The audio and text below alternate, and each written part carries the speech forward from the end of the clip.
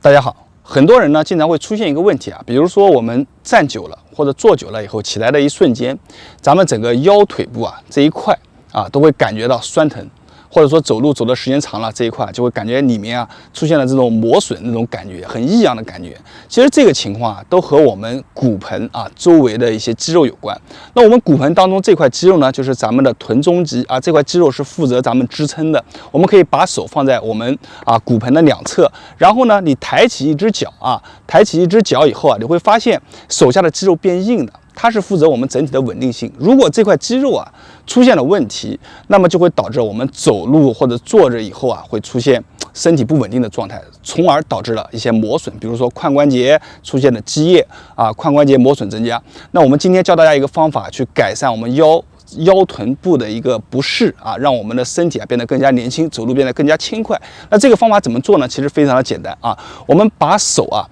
放到这个骨盆的两侧啊，我们做的这个方法就是围绕这个骨盆周围这一圈去敲，一直敲到哪呢？敲到我们的八髎的这个位置，也就是我们的臀大肌屁股的一个上方。好，我们双手啊，这个手的握拳方法，以前视频里面讲过，我们是采用这种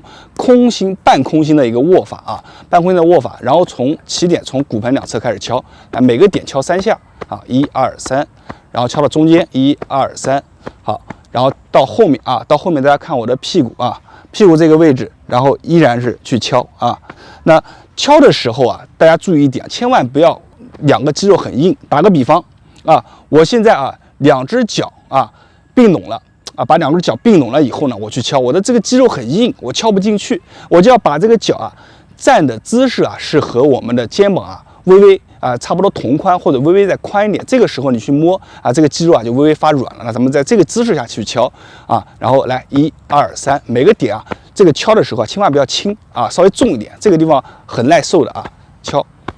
然后往中间移，大家侧面看一下啊，中间移，然后后面就这样敲。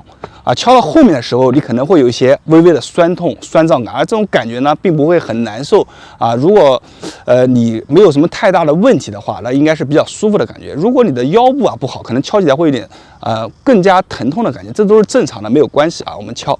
每天咱们敲一个，就是从前到后算1下，咱们敲一个20下到30下左右。可以在看电视的时候敲，比如我们在看电视，我们就敲一敲腿啊，也可以早上起来以后吃完早饭活动的时候，咱们站到那边敲一下啊，这样敲不单单是可以让我们的腿部变好同时对于这个震动，对于我们的腹部对于我们的腹腔里面